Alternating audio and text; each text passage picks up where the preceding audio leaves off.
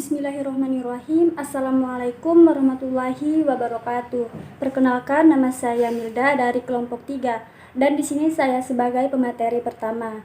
Nah, langsung saja di sini saya akan menjelaskan makalah kami yaitu tentang pendekatan sistem dalam pembelajaran PAI. Nah, saya akan membahas tentang dasar-dasar sistem pembelajaran, yaitu dalam pembelajaran yang sangat diperlukan adalah sistem. Dengan adanya sistem, kita dapat melakukan kegiatan mengajar dengan baik dan benar. Sehingga perlu diketahui terlebih dahulu pengertian sistem itu sendiri. Sistem secara sederhana dapat diartikan sebagai seperangkat objek yang saling berhubungan antar objek dan antar atributnya. Dengan kata lain, sistem adalah suatu keseluruhan yang meliputi sejumlah bagian, hubungan antar bagian dan atribut-atribut dan bagian itu maupun dari hubungan itu. Di antara contoh dari sistem adalah mobil, sepeda, mesin, komputer, bangunan, tanaman, dan lain sebagainya. Sedangkan menurut definisi tradisional mengatakan bahwa sistem adalah seperangkat komponen yang saling berinteraksi untuk mencapai suatu tujuan tertentu. Selain itu juga ada yang mengatakan bahwa sistem itu sebagai satu kesatuan yang terorganisasi, yang mana terdiri dari sejumlah komponen yang saling berkaitan. Yang kedua, terdiri dari sekelompok objek yang independen dan berhubungan satu dengan yang lainnya. Dan yang terakhir adalah sistem adalah sekumpulan bagian yang telah dirancang untuk mencapai suatu tujuan. Kemudian secara harfiah, kata sistem berasal dari bahasa Latin, yaitu sistema, dan dari bahasa Yunani yaitu sustema. Kedua bahasa tersebut memiliki makna yang tidak jauh berbeda dengan sistem. Nah, berikut adalah beberapa pengertian sistem yang diungkapkan oleh para ahli. Yang pertama, sebuah sistem terdiri dari bagian yang saling berkaitan yang beroperasi bersama untuk mencapai beberapa sasaran dan maksud, menurut Gordon B. Davis. Yang kedua, sistem adalah elemen-elemen yang saling berhubungan membentuk satu kesatuan atau organisasi, menurut Webster Unabridged. Yang ketiga, sistem adalah sekumpulan komponen yang saling berinteraksi dan bekerja sama untuk mencapai tujuan yang sama, menurut Bertalanffy. Yang keempat, sistem adalah sekumpulan objek dan menghubungkan objek itu dengan atributnya. Atau dengan kata lain, sistem adalah satu kesatuan yang terdiri dari bagian-bagian atribut dari bagian dan hubungan antara bagian dengan atribut, menurut Villetkey. Dan yang terakhir yaitu menurut Havelock dan Uberman, mendefinisikan bahwa sistem sebagai kunjungan dari berbagai unsur yang saling berkaitan dengan yang lainnya secara signifikan. Nah, itulah beberapa pengertian sistem menurut para ahli. Kemudian, sifat-sifat dasar dari suatu sistem yang diungkapkan oleh Marimin dan Nurul tahun 2013 yaitu: yang pertama, pencapaian tujuan; yang kedua, kesatuan usaha; yang ketiga, keterbukaan terhadap lingkungan; yang keempat, transformasi; yang kelima, hubungan antar bagian. Kemudian yang ketujuh, sistem terdiri dari beberapa macam. Dan terakhir yaitu mekanisme pengendalian.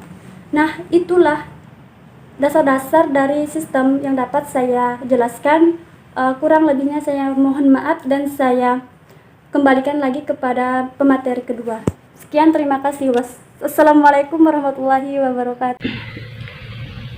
Assalamualaikum warahmatullahi wabarakatuh. Perkenalkan, nama saya Nisa Putriani dari PAI semester 5 kelas E. Di sini saya akan melanjutkan materi B untuk presentasi, yaitu pengertian pendekatan sistem. Pendekatan sistem menurut Profesor Wagiono Ismail 1982 mengatakan pendekatan sistem adalah pendekatan analisis organisasi yang menggunakan karakteristik sistem sebagai titik awal analisis. Perencanaan pembelajaran dengan menggunakan pendekatan sistem memiliki beberapa manfaat, antara lain: yang pertama, melalui pendekatan sistem, arah dan tujuan pembelajaran dapat direncanakan dengan jelas. Yang kedua, pendekatan sistem memandu guru dalam kegiatan sistematis. Yang ketiga, pendekatan sistem dapat merancang pembelajaran dengan mengoptimalkan semua potensi dan sumber daya yang ada. Yang keempat, pendekatan sistem dapat memberikan umpan balik. Pendekatan sistem diperlukan apabila kita menghadapi suatu masalah yang kompleks sehingga diperlukan analisa terhadap permasalahan tadi untuk memahami hubungan bagian dengan bagian lain dalam masalah tersebut serta kaitan antara masalah tersebut dengan masalah lainnya. Keuntungan yang diperoleh apabila pendekatan sistem ini dilaksanakan antara lain: yang pertama, jenis dan jumlah masukan dapat diatur dan disesuaikan dengan kebutuhan, sehingga penghamburan sumber, tata cara, dan kesanggupan yang sifatnya terbatas akan dapat dihindari. Yang kedua, proses yang dilaksanakan dapat diarahkan untuk mencapai keluaran, sehingga dapat dihindari pelaksanaan kegiatan tidak diperlukan. Yang ketiga, keluaran yang dihasilkan dapat lebih optimal serta dapat diukur secara lebih cepat dan objektif. Yang terakhir, yang keempat, umpan balik dapat diperoleh pada setiap tahap pelaksanaan program.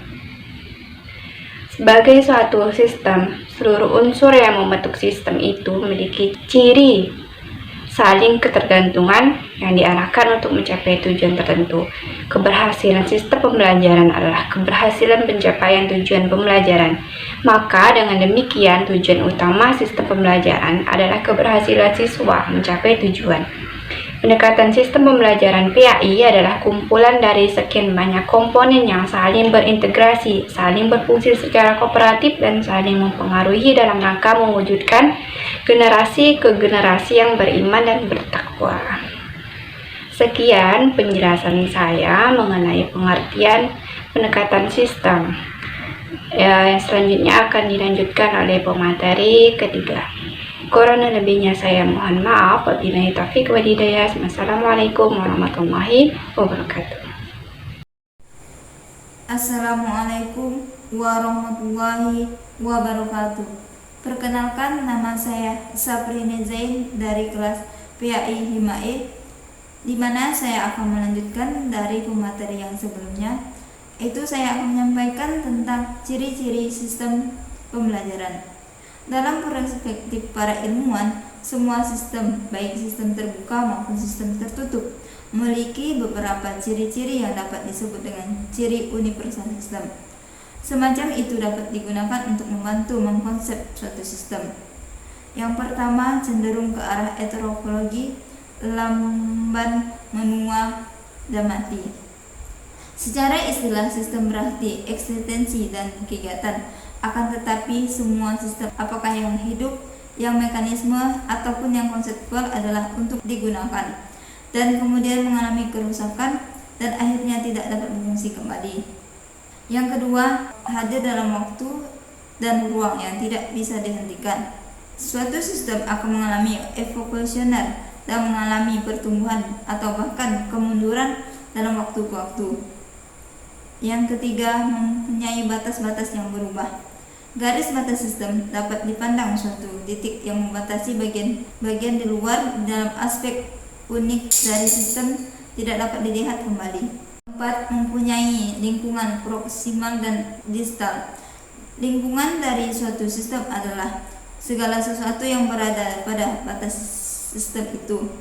Maka lingkungan juga tidak tertentu dalam definisi sistem dan bervariasi. Oleh karena itu, maka lingkungan dalam sistem dibedakan menjadi dua, yaitu proksimal dan lingkungan distal. Lingkungan proksimal adalah lingkungan yang disadari oleh sistem, sedangkan lingkungan distal adalah lingkungan yang tidak disadari oleh sistem.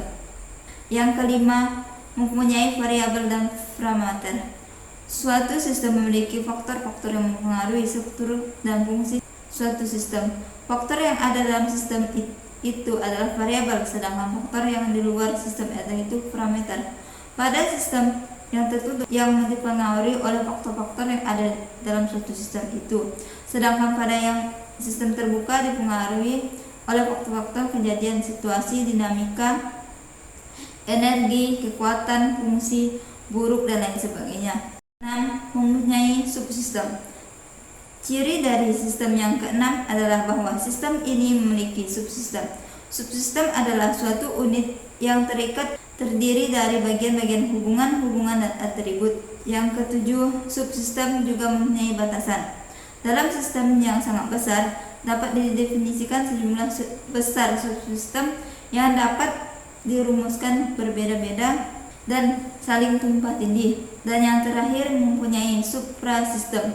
Ciri yang ketujuh dari sistem ialah suprasistem. Pada dasarnya semua sistem yang dianalisis memiliki subsistem, maka sesungguhnya itu adalah subsistem yang lebih besar dari kompleks, seperti hal sekolahan, yang mana sekolah itu adalah subsistem dari negara. Sekian yang dapat saya sampaikan, kurang lebihnya mohon maaf. Wabillahi taufiq wal hidayah. Assalamualaikum warahmatullahi wabarakatuh.